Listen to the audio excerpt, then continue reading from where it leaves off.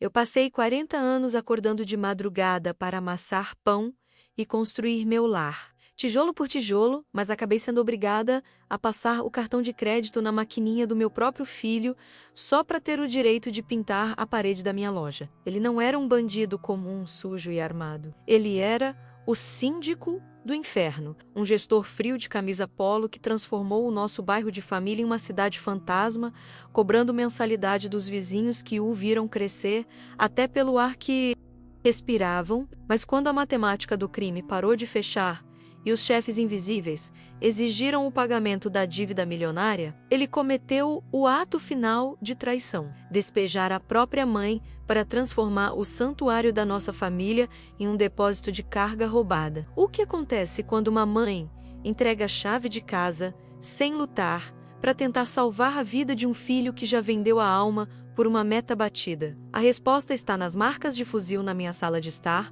e no silêncio ensurdecedor de uma rua onde a única lei é a cobrança. Se você tem coragem de olhar nos olhos de quem perdeu tudo para a ganância, inscreva-se agora no canal e me diga nos comentários: você teria coragem de entregar sua casa para salvar um monstro? Vamos aproveitar que ainda estou no começo? Pode se inscrever no nosso canal e curtir esse vídeo? Aproveite e me conte de onde você está e se passou ou se conhece alguém que tem esses problemas na vida.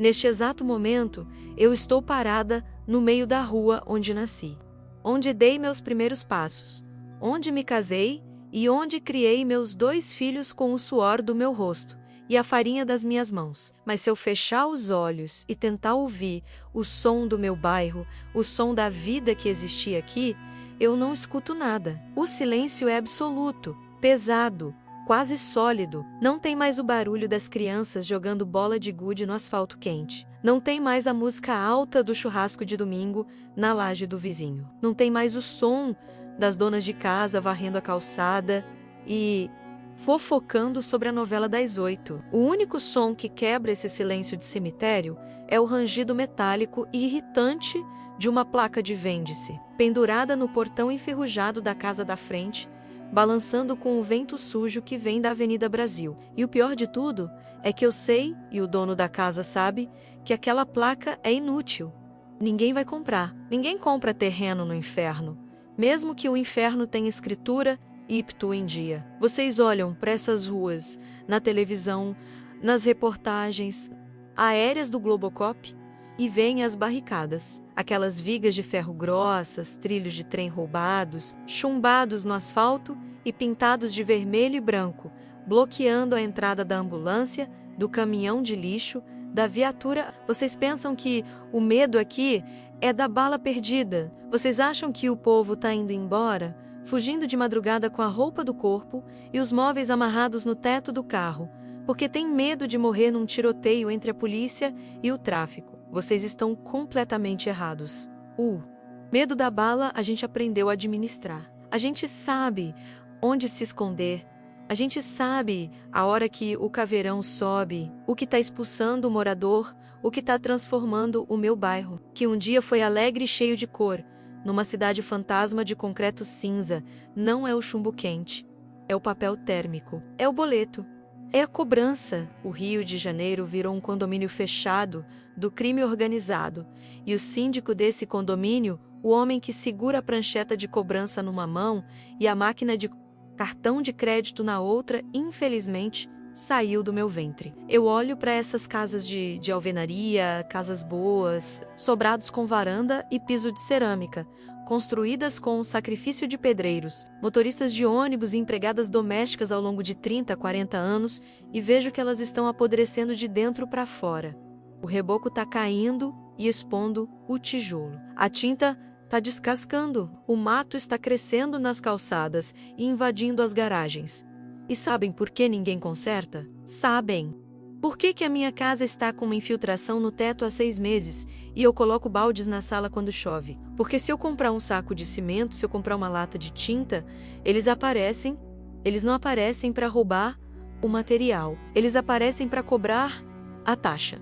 A taxa do cimento, a taxa da caçamba de entulho, a taxa da licença da obra, a taxa de benfeitoria visual. O meu bairro não foi destruído por uma bomba ou por uma enchente. Ele foi destruído pela ganância burocrática e sociopata de uma facção que descobriu que extorquir um morador trabalhador dá muito mais lucro, tem muito menos custo logístico e muito menos risco de prisão do que trocar tiro com a polícia vendendo cocaína na boca de fumo. O medo antigamente tinha cheiro de pólvora e esgoto. Hoje, o medo tem o formato de um recibo impresso numa impressora portátil Bluetooth, que é deixado debaixo da sua porta todo dia 5, com vencimento imediato e juros de sangue. Eu sou a Dona Graça. Durante 42 anos da minha vida, eu fui a orgulhosa proprietária da Padaria da Graça, aqui na esquina da Rua 3.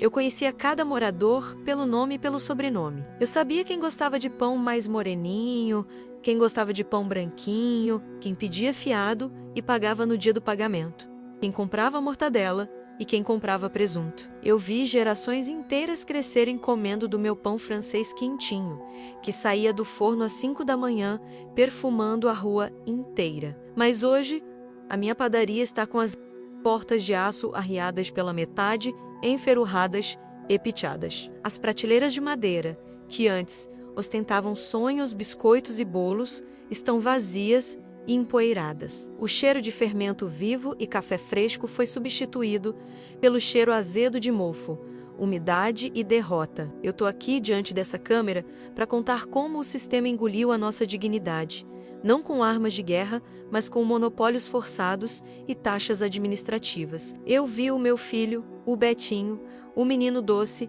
que me ajudava no caixa, que limpava o balcão e dava pão de graça para os mendigos da rua sem eu ver, se transformar no gestor BT. Um monstro frio, calculista, que anda com uma planilha de Excel num tablet de última geração, cobrando taxa de segurança de quem não tem nem o que comer. Se você quer entender como a zona norte do Rio se tornou refém de uma máfia que cobra até pelo ar que a gente respira e pela luz do sol que bate na nossa janela, inscreva-se neste canal agora e me responda com sinceridade nos comentários.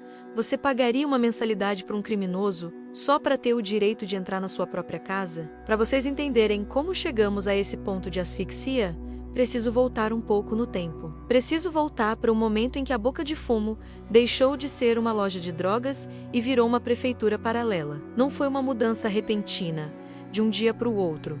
Foi como um câncer, devagar, silencioso e metastático. O Betinho, meu filho mais novo, sempre foi um menino, esperto, rápido de raciocínio, muito bom com números. Na escola, ele era o tesoureiro da turma. Na padaria, ele fazia o fechamento do caixa melhor do que eu. Ele não era violento. Ele não tinha aquele perfil de vapor alucinado, aqueles meninos que ficam na esquina com o olho vermelho de maconha, segurando um fuzil maior que eles e dançando funk. O Betinho gostava de ordem. Gostava de camisa passada, de tênis limpo. Quando ele entrou para o movimento, eu fiz o que toda mãe faz. Chorei, gritei, rasguei a roupa, ameacei chamar a polícia, ameacei expulsar de casa. Mas ele me olhou com uma calma assustadora, uma calma de quem está vendo algo que ninguém mais vê, e disse: "Mãe, a senhora não entende. O mundo mudou, o crime mudou, a venda de droga caiu muito, o viciado da favela tá sem dinheiro, tá desempregado. O playboy não sobe mais o morro, com medo de aplicativo. A polícia está apreendendo toneladas na estrada. O modelo de negócio da droga está falindo. Mãe, a margem de lucro é pequena. O risco é gigante. A gente precisa de novas fontes de renda. O futuro não é o produto, é o serviço. Eu não entendi nada daquela conversa de economista bandido. Achei que era papo de jovem deslumbrado, que assistiu muito filme, mas logo eu vi, na prática, o que ele queria dizer. O Betinho, agora atendendo pela alcunha de BT, foi nomeado o responsável pela arrecadação territorial e gestão de ativos do bairro. O cargo tinha nome bonito, parecia coisa de empresa multinacional. Ele não andava sujo, não andava correndo de viela em viela. Ele andava de camisa polo de marca, calça jeans ajustada, relógio caro e tênis importado. Ele andava sempre acompanhado por 2 seguranças armados até os dentes, que serviam como sua guarda pretoriana, mas ele mesmo não carregava a arma. ele carregava um tablet. iPad Pro. Ele começou a mapear o bairro, ele andava rua por rua, casa por casa, anotando tudo. Quantos quartos tem a casa da Dona Maria? Tem ar-condicionado, tem gato de luz, tem carro na garagem? É comércio ou residência? Ele transformou os vizinhos, pessoas que me conheciam há 40 anos, amigos que me viram grávida dele, em clientes compulsórios, em assinantes de um serviço que ninguém contratou e ninguém podia cancelar. Ele entrava na minha cozinha, tomava o café que eu fazia, abria o tablet e me mostrava os gráficos coloridos. Olha aqui, mãe, isso é eficiência. O asfalto abandonou essa área. A prefeitura não entra, a SEDAI não entra. A Light tem medo. É um vácuo de poder e na física não existe vácuo. A gente assumiu, nós somos o Estado agora. Nós garantimos que ninguém rouba carro aqui dentro. Nós garantimos que não tem estuprador. E o Estado cobra imposto, não cobra? É justo que a gente cobre também pela administração.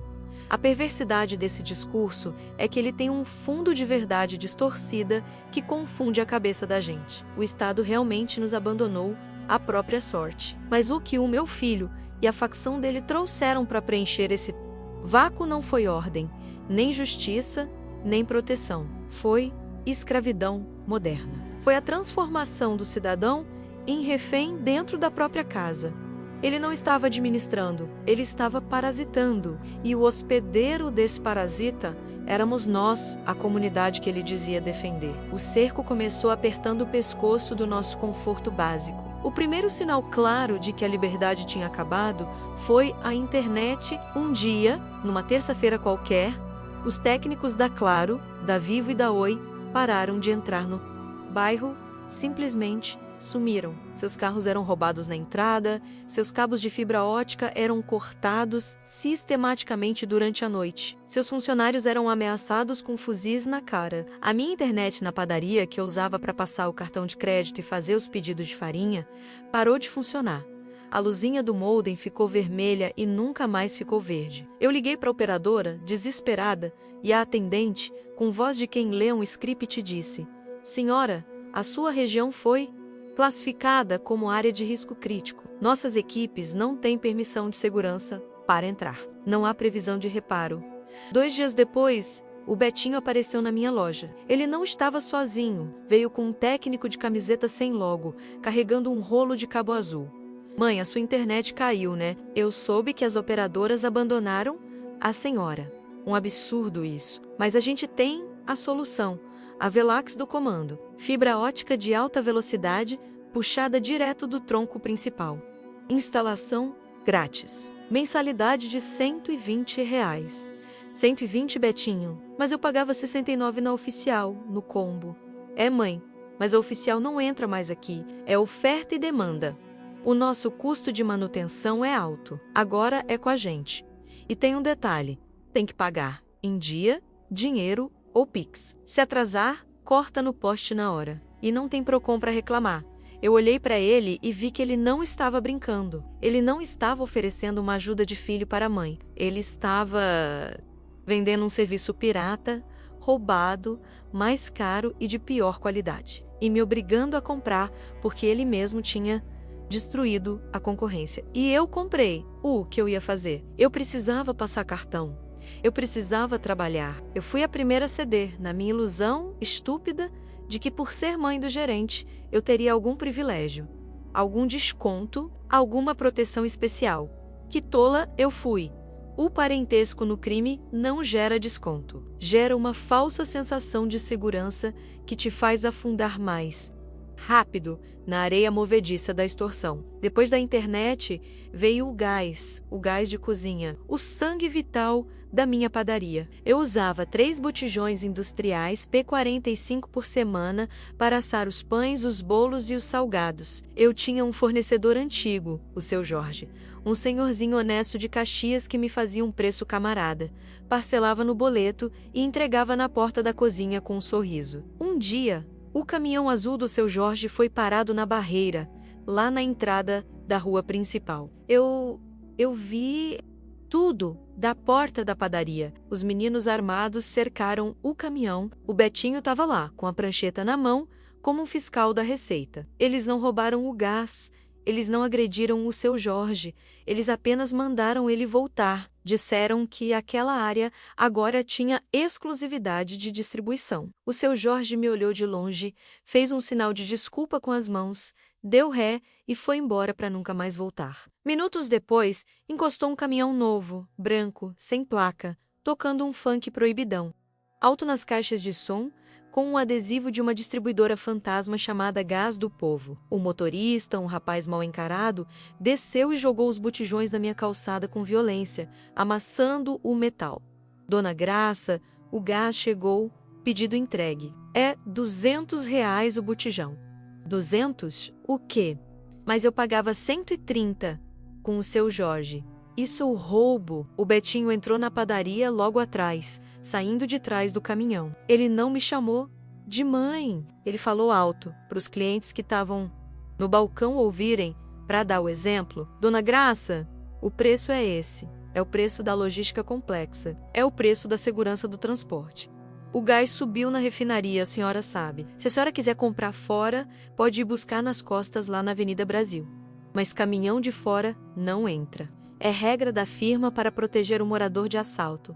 Eu olhei nos olhos do meu filho e vi um estranho completo. Vi um capitalista selvagem que estava disposto a quebrar o negócio da própria mãe, o negócio que pagou a comida dele a vida inteira para bater a meta de lucro do mês da facção. Eu paguei R$ 600 pelos 3 botijões. Naquela semana, eu tive que aumentar o preço do pãozinho francês. Os clientes reclamaram. Alguns me xingaram. Dona Graça está careira, está explorando. Eles não sabiam, ou fingiam não saber.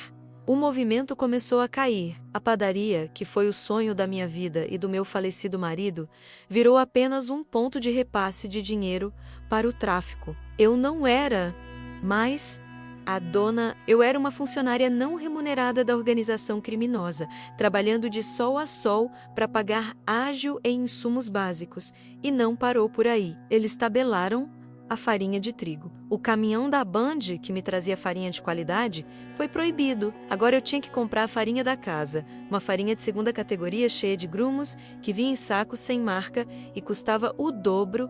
O pão ficou ruim. O pão ficou duro. E o lucro sumiu, mas o fundo do poço tem um alçapão.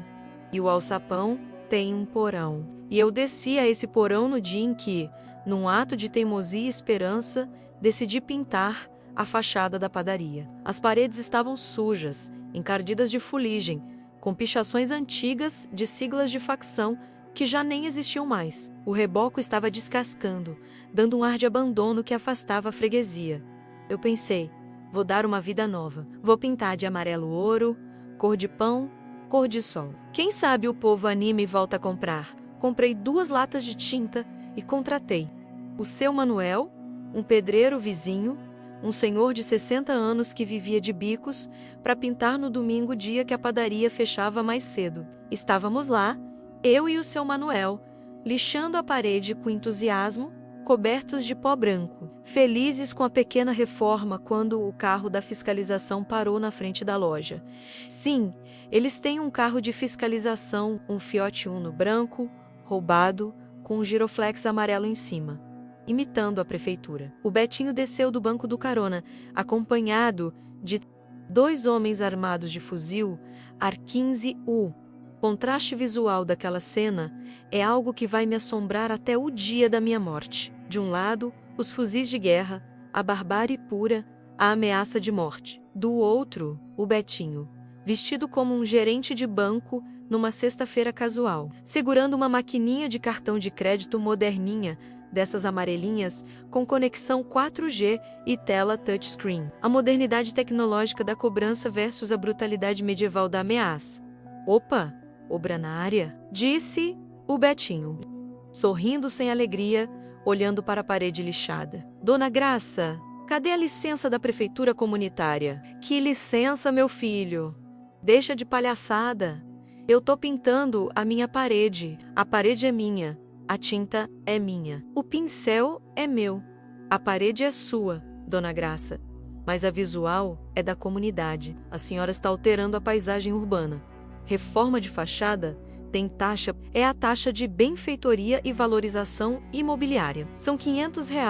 Eu larguei a lixa no chão. O seu Manuel, coitado, se encolheu no canto, segurando o pincel como se fosse um escudo, tremendo de medo.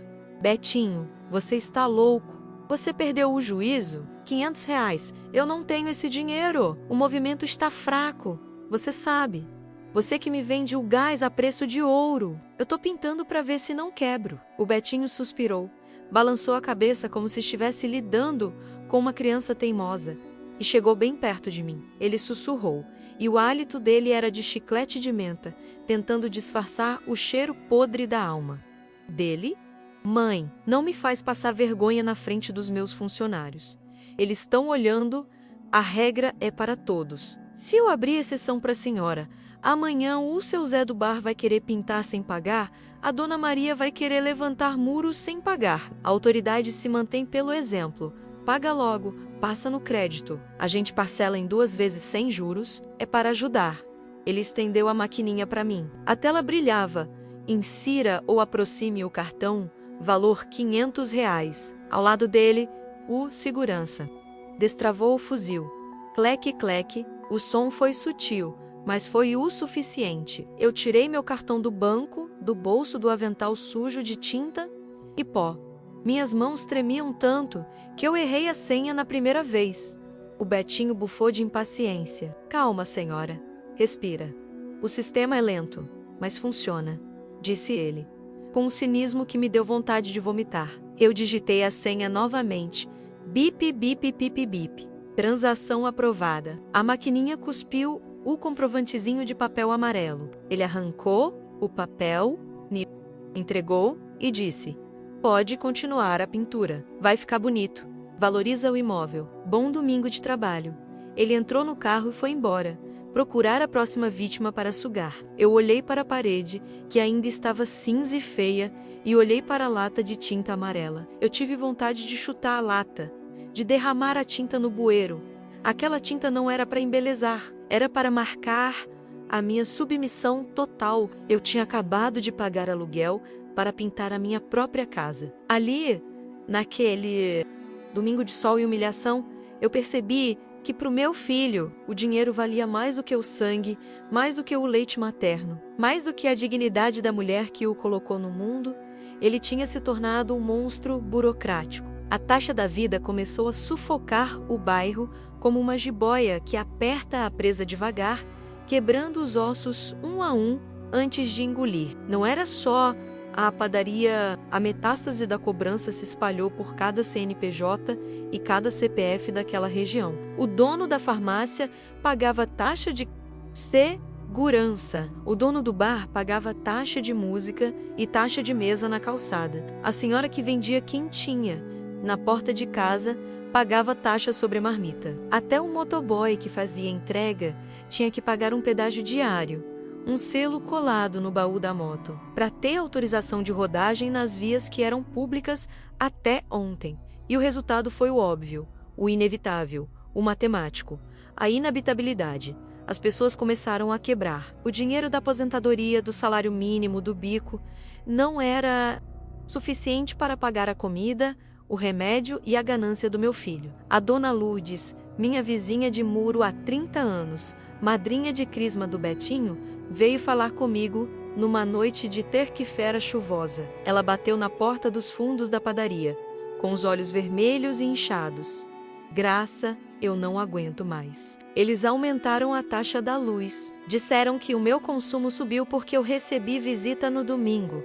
Eu vivo no escuro, Graça. Eu não ligo nem o ventilador nesse calor do inferno. Eles estão roubando a gente na cara dura e dizem que é para nossa proteção. Ela segurou minha mão e a mão dela tremia. Eu vou embora, Graça. Eu já falei com meu cunhado em Nova Iguaçu. Ele tem um quartinho nos fundos. É longe, é chão de terra, mas pelo menos não tem síndico armado na porta. Mas e a sua casa, Lourdes? Você construiu isso aqui com o dinheiro da pensão do seu marido falecido. Você vai vender? Ela riu, um riso de desespero. Vender para quem? Graça? Quem vai comprar uma casa num condomínio onde o bandido te cobra taxa para respirar? Eu não vou vender. Eu vou abandonar. Vou deixar tudo. Eles que fiquem com as paredes, com os móveis que eu não consigo carregar. Eu prefiro perder o tijolo do que perder a vida de desgosto. Ou levar um tapa na cara de um moleque que eu vi crescer. Naquela madrugada, às 3 da manhã, eu vi pela fresta da janela. A dona Lourdes e o cunhado colocavam malas pretas, sacos de lixo com roupas e uma televisão velha no porta-malas de um carro popular. Eles não faziam barulho. Eles se moviam como fugitivos, como criminosos, abandonando o lar de uma vida inteira para escapar da administração do meu filho. E ela não foi a única. Na semana seguinte, o seu Jorge da oficina fechou as portas. A manicure fechou. O barbeiro foi embora. A rua começou a ficar vazia, desdentada. As casas abandonadas ficavam lá como cadáveres de concreto. O bairro virou um cemitério de casas de alvenaria vazias.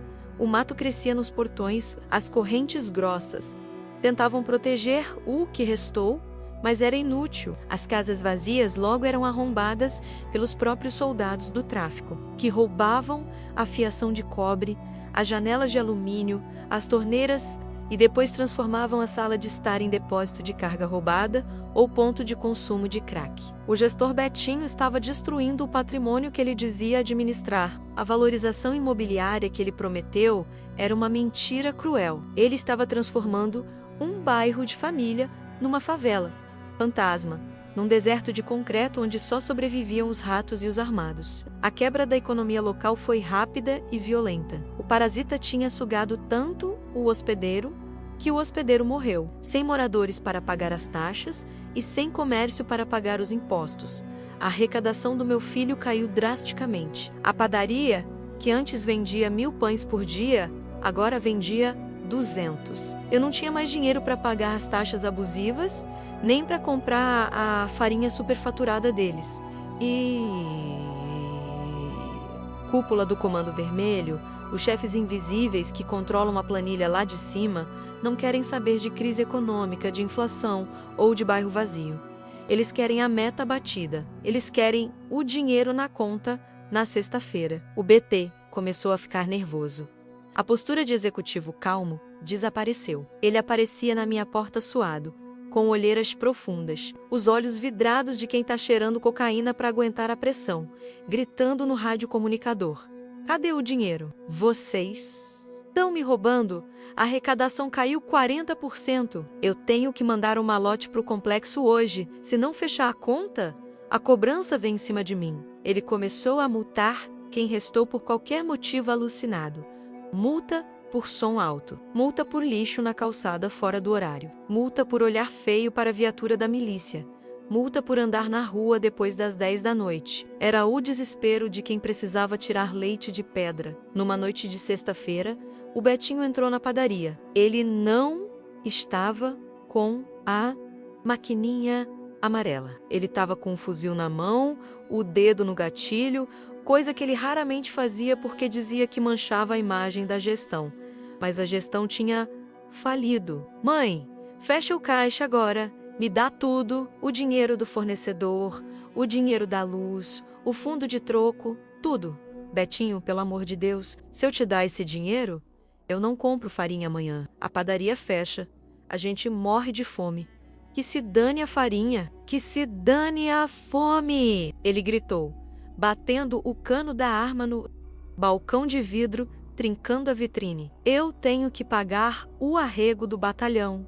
O coronel tá pedindo dinheiro. Se eu não pagar, eles sobem amanhã e matam geral. A senhora quer ver seu filho morto? Passa o dinheiro. Ele entrou no balcão, empurrou a própria mãe contra a parede e abriu a caixa registradora com violência. Pegou as notas amassadas de 2 e 5 reais. Pegou as moedas.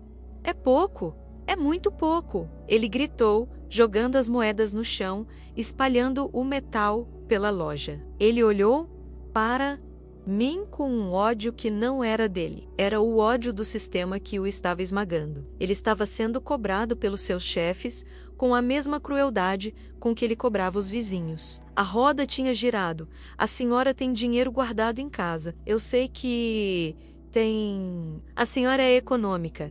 É velha. Guarda dinheiro em colchão. Onde tá? Tá no pote de arroz? Tá no fundo falso do armário? Não tenho, meu filho. Acabou. Você tirou tudo. A taxa do gás, a taxa da luz, a taxa da pintura, a taxa da segurança. Você levou tudo. Você secou a sua mãe.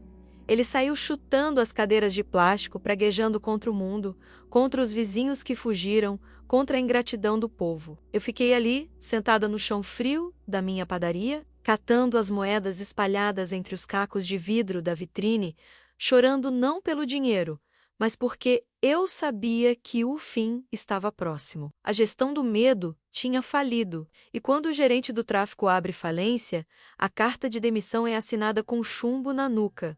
A situação chegou ao limite, ao ponto de não retorno, numa manhã de segunda-feira cinzenta. O sol mal tinha nascido, o galo do vizinho ainda cantava rouco, quando o Betinho invadiu a minha casa. Ele não bateu, ele não chamou, ele chutou a porta da cozinha. Ele não estava sozinho, estava acompanhado de 2 homens que eu não conhecia, homens mais velhos, com sotaque de outra favela, com tatuagens de palhaço e carpa nos braços. Eram auditores, eram cobradores da matriz, enviados para verificar por que o lucro tinha sumido. Mãe, a gente precisa da casa. O Betinho disse, sem me olhar nos olhos, olhando para o chão, tremendo. Eu estava coando café. Parei com a garrafa térmica na mão. Como assim precisa da casa? Essa é a minha casa, Betinho. Eu moro aqui. Você nasceu aqui. A senhora vai ter que sair. Hoje, agora, a gente vai transformar isso aqui num centro de distribuição e endolação. É estratégico. A casa fica na esquina. Tem laje boa para observação. Tem porão grande. A firma precisa do imóvel para abater a minha dívida. A meta não foi batida, mãe. Eu estou devendo R$500 mil para a cúpula. Se eu não entregar um ativo valioso agora, eles me apagam aqui na sua frente. Eu olhei para os 2 homens armados atrás dele. Eles estavam impacientes, olhando para o relógio, com a mão no coldre. Eles não viam uma mãe e um filho. Eles viam uma transação imobiliária forçada. Eu olhei para o meu filho, ele estava suando frio, pálido, com a boca seca. Ele estava me despejando. Ele estava confiscando a casa onde ele deu os primeiros passos, a casa que o pai dele construiu tijolo por tijolo nos finais de semana de folga, para pagar uma dívida de droga e incompetência administrativa. Você vai me colocar na rua, meu filho, a sua mãe, a mulher que te limpou quando você não sabia andar? Mãe, é provisório. Ele gaguejou, mentindo mal. A senhora vai para casa da tia Cida na Baixada. Depois eu alugo um apartamento para a senhora.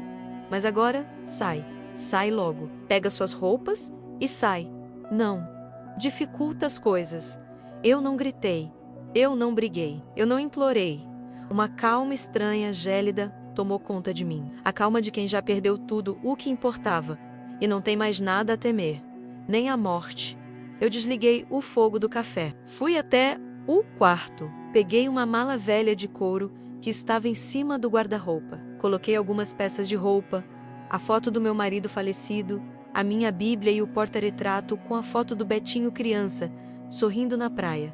Voltei para a sala. O Betinho estava encostado na parede, roendo as unhas, evitando olhar para os móveis da casa que ele estava entregando. Eu cheguei perto dele. Tirei do bolso a chave da casa, a chave presa num chaveiro velho de Santo Antônio, que já estava sem a tinta dourada. Peguei a mão dele. A mão estava gelada. Toma, meu filho, fica com as paredes, fica com o tijolo, fica com o cimento. Você já vendeu a sua alma mesmo? O que é uma casa? Para quem não tem mais coração, espero que essa casa pague o preço da sua vida. Porque o meu amor não pagou. Ele fechou a mão sobre a chave com força, e eu vi uma lágrima solitária escorrer pelo rosto dele e cair na camisa polo de marca. Mas ele não me pediu desculpas, ele não me abraçou, ele não me impediu de sair. O medo dele era maior que o amor. O instinto de sobrevivência tinha devorado a humanidade dele. Eu saí da minha casa, atravessei a varanda onde eu costumava sentar para ver o movimento, abri o portão e saí para a rua deserta. Passei pela cancela vermelha e branca que ele mandou instalar e não olhei para trás. Eu deixei para trás 40 anos de história, trocados pela sobrevivência momentânea de um filho que já estava morto por dentro. Hoje, eu moro num quartinho de fundos em Nova Iguaçu, longe, bem longe, daquele bairro maldito. Eu vivo de favor de uma prima distante e de uma pensãozinha do governo que mal dá para os remédios da pressão. Não tenho mais padaria. Não tenho mais cheiro de pão fresco.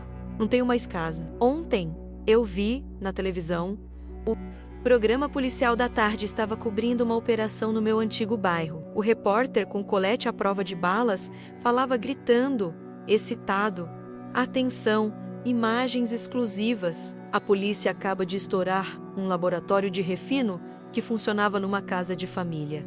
A câmera focou na fachada. Era minha casa. O muro amarelo que eu pintei e paguei taxa para o meu filho estava crivado de balas. O portão estava arrombado. O repórter continuou. No local, a polícia encontrou o corpo do gerente do tráfico local, conhecido como BT. Segundo informações de inteligência, ele foi executado pelos próprios comparsas do Comando Vermelho na noite de ontem. O motivo seria a má gestão dos recursos, desvio de dinheiro da facção e perda de território. Ele foi julgado pelo Tribunal do Crime dentro da própria casa que usava como base. Eu vi o corpo coberto por um lençol preto sendo retirado da minha sala. Eu não chorei. Eu já tinha chorado tudo o que tinha para chorar no dia em que entreguei a chave. Eu senti apenas um vazio imenso, um buraco no peito onde antes batia